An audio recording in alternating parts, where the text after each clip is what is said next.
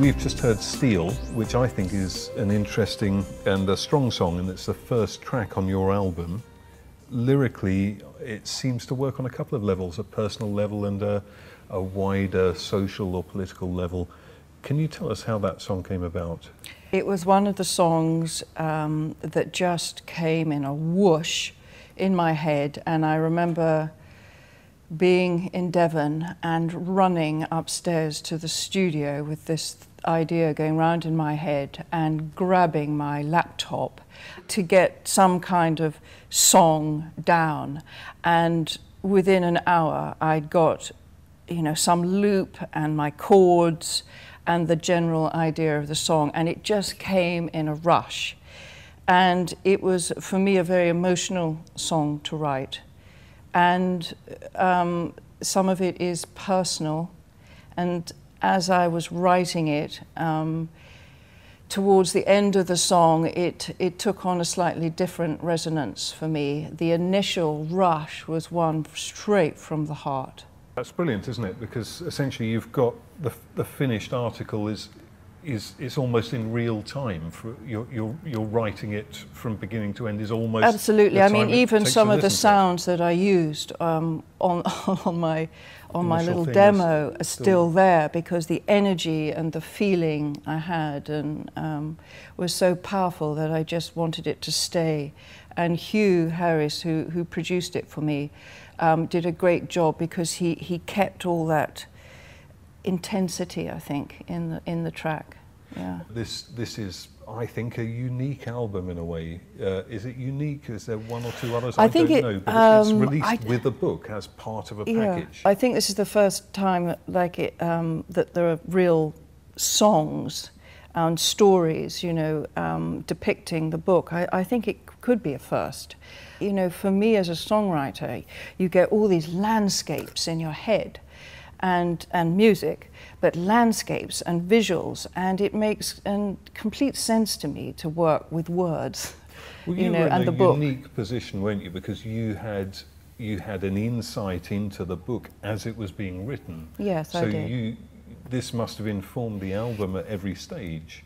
Reading the first draft for me was great, because I could just capture an essence of these people and an essence of the dramas and the horrors and the shockwaves that go through families and things. And I just kind of grabbed that and put that in my notebook. And there was no blueprint, really. And for a songwriter, that's what you want. How easy, how difficult has it been working with a diverse group of people? It's been quite a journey, and I have to say I don't think I'd do it again. I mean, I've had some great moments with it, but it's really been quite stressful, because, you know, I committed to the project, and then I got ill. And thank God, in a way, I had written some of the songs. You know, the things had really been conjuring around in my head before, and I had maybe 5 or 6 songs down in some form, some structure.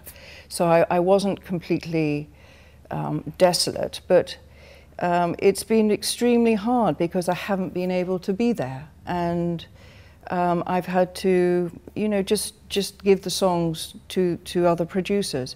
You know, to be able to work with people like you, Neil, Hugh Harris, you know, Paul Buchanan, people like I have worked with in this project is just such a gift for me, because there was always this standard that I had to deliver. Those people who don't know, you got ill a few years ago after an horrific mushroom poisoning incident, and you've been on dialysis since, as has Nick, your partner, and my brother, and your brother's wife.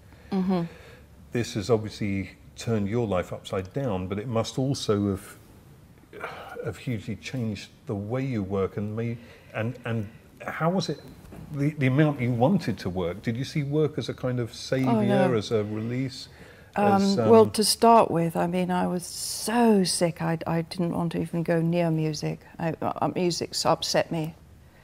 And it was my son that pulled me through my poisoning, really, because that was the bond. That was the bond of why I wanted to stay. The music really kicked in after about 6 months, when I was able to sort of stand and walk around and lead a vague life. I wanted to finish this project, and I started listening to all our mixes and the songs, and I just got this kind of bolt in my stomach, this hit in my stomach. And I just knew that I had to do it.